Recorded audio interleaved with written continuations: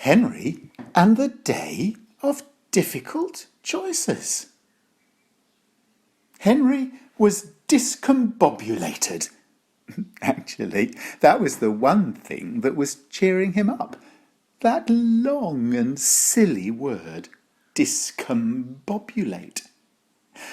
That he was discombobulated at least allowed a tiny smile to escape on his otherwise rather sullen face. It had all begun when Ladybird had called early and asked him to go to lunch, just after Beetle's invitation to lunch had popped through the letterbox. Ladybird's lunches were delicious, and he did love her company, whereas Beetle was a joyless soul who liked to eat dung. "Oh dear," muddled Henry. "What should I do?" He decided to go for a walk to clear his mind. As he came to the brow of Mud Ridge, he heard a cry from down the hill. "Help! Help!" Just as he was about to launch to the rescue, he heard a scream from the other side of the hill. "Please, is anybody there?" "Oh dear," troubled Henry. "What should I do?" He decided to race towards the one shouting for help. When he reached the crisis, panting and hot, he found there wasn't a crisis at all. Just two ferrets play-fighting, rolling and tumbling. But just at that moment, Brown Hare came sprinting past, saying, "Out of my way! Out of my way! There's an emergency the other side of the hill. Deer has fallen, and a rock is pinning her leg to the ground." He raced after Hare, but by the time he arrived, Deer was safe and the crisis had passed. "Oh, bother," regretted Henry. "I went to the wrong side." He sat down for a while and watched the ants busily about their work. "Perhaps it's easier being an ant," Henry mused. "They seem just to get on and do what they have to do, whereas I am faced with all these difficult choices." While he was reflecting, Beaver busied through the bracken towards him. "Please, Henry, will you pass on a message for me? Will you let Weasel know that I can't meet him this afternoon at the blackberries because I have to look after my poorly mum?" I will, said Henry. Gusts of wind leant against the trees and swayed the branches. They were tickly, playful and cheeky, teasing Henry by blowing leaves and twigs over his prickles. He went off to give Weasel the message. But then he remembered his problem over lunch. Should he accept Ladybird's invitation or Beetle's? Beetle's had come first, but he preferred to go to Ladybird's. Pondered Henry. "I think I've got to go to Beetle's. It wouldn't be fair not to."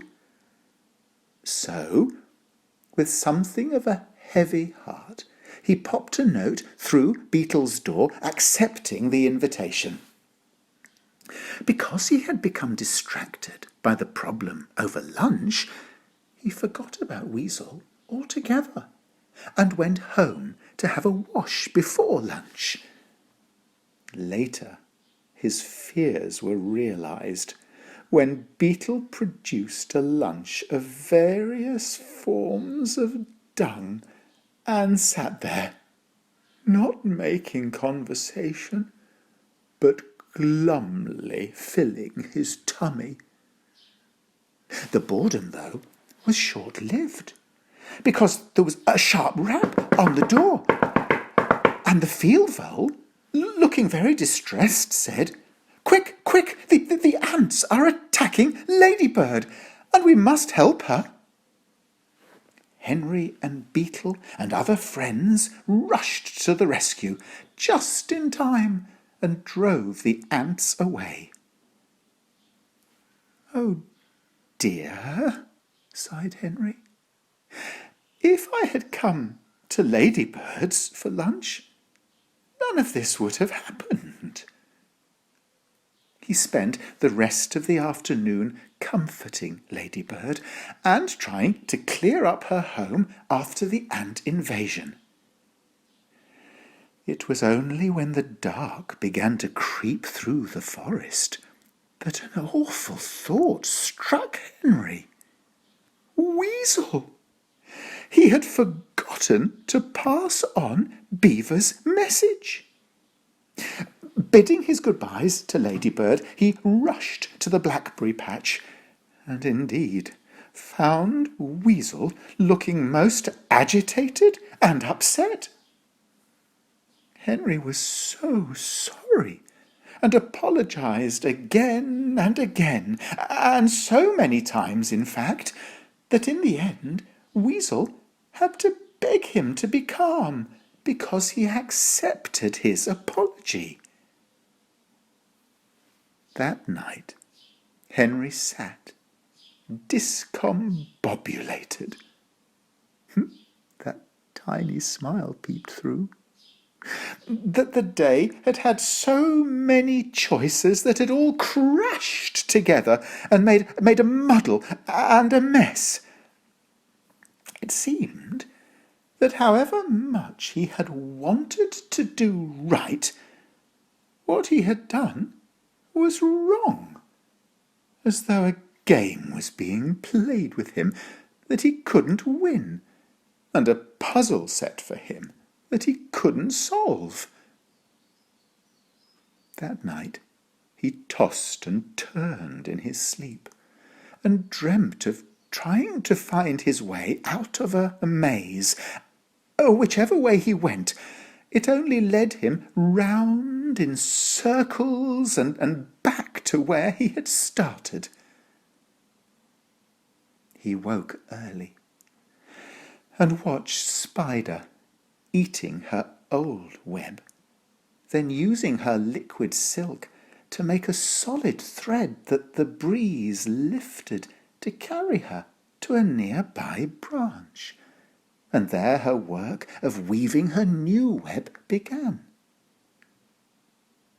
Suddenly a peace filled him, like the morning sunlight pouring across the forest, making the dew-jewelled spider's webs glisten and gleam.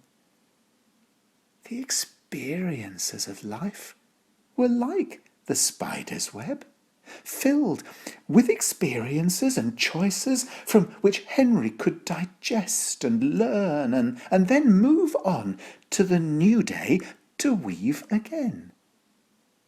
As long as he tried his best and worked hard like the spider, then he had played his part.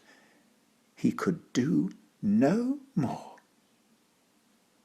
And sometimes things wouldn't work out so well, but other times choices would be rewarded, like the jewels on the spider's web, gleaming like a royal crown.